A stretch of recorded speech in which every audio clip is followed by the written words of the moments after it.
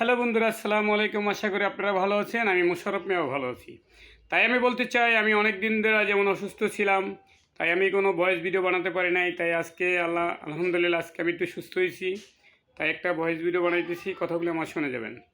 যাই ভাইয়া, অনেকেই বলে টিকটকে মনে হয় সবাই টাকা কামানোর জন্যই আসে। সব মেয়ে ছেলেরা সবাই মনে হয় অনেক টাকা ইনকাম করে। না ভাইয়া, কেউ টিকটকে এসে তার কষ্টটাকে দূর করার জন্য সে এমন আঘাত পাইছে, সেটা হয়তো টিকটক বিনোদন করা সে আঘাতটা ভোলার জন্য সে টিকটক করে। আবার কিছু বয়স্ক মানুষ যেমন যারা বিনোদন করে, তারা কিন্তু কী শান্তি পায় সেটা ওনারাই ভালো জানে। সেটা আপনাকে বলে বোঝানো যাবে না। কারণ টিকটকে এসে যেমন একটা নোংরা মানুষও যদি এখন থেকে অনলাইনে আসে, টিকটকে আসে, সে নিজেকে তৈরি করে একটু ফ্রেশ হওয়ার জন্য।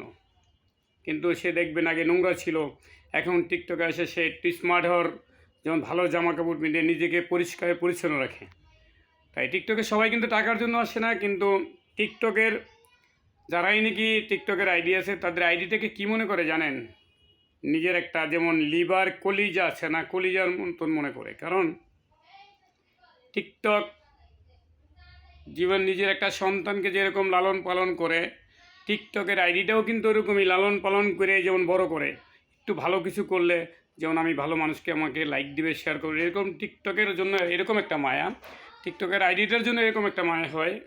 তাই সবাই যে যেখানে যারাই টিকটক করে তারা কিন্তু সবাই টাকার জন্য করে না, শুধু একটু ভালো লাগার জন্য। মানুষকে একটু বিনোদন দিতে পারলে নিজেও শান্তি পায়, অন্যকেও শান্তি দিতে পারে।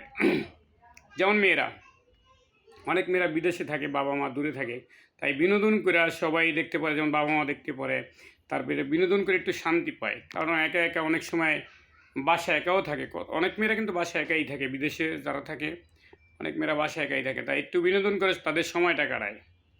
তাই এই সময় কাটানোর জন্য আমাদের দেশের অনেক মানুষই ওই মেয়েদেরকে অনেক খারাপ খারাপ কমেন্ট করে, খারাপ খারাপ মন্তব্য করে। যাই করুক, সেটা করবেন না ভাইয়া। কারণ আপনি যদি না দেখা না শুই না যদি একজন মানুষের খারাপ জানেন, খারাপ কথা বলেন, সেটা কিন্তু ঠিক না। উনিও কষ্ট পায়, এটা কিন্তু ঠিক না ভাই। আপনারা কেউ কোনো মানুষকে না যাই না, না শুই না, না দেখা চোখে কাউকে খারাপ কথা বলবেন না। এবং অনেক মানুষই টিকটকে, অনেক মেয়েরাই মনে করেন বিদেশে থাকে বলে তারা নাকি ভালো কাজ করে না, টাকা কামানোর জন্য। হ্যাঁ, টাকা কামাইবে, কিন্তু সৎ পথে। তারা অসৎ পথে টাকা কামানোর জন্য বাহিরে যায় নাই। কেন, অসৎ পথে যদি টাকাই কামাইতো, বাংলাদেশে অনেক টাকা কামান যেতে পারতো মেয়েরা। তাই বিদেশে অনেক কষ্ট, তার ফ্যামিলি ভালো রাখার জন্য হয়তো বাহিরে যায়, তারা পরিশ্রম করে, বাসা বাড়ির কাজে যায়, পরিশ্রম করে তারপরে টাকা কামায়। আর আপনারা অনেক অনেক মানুষ বলেন, কমেন্ট করেন যে বিদেশে মেয়েরা অন্য খারাপ ধরনের কাজ করতে যায়। না ভাইয়া, কেউ চোখে না দেখে এই কথাগুলি বলবেন না।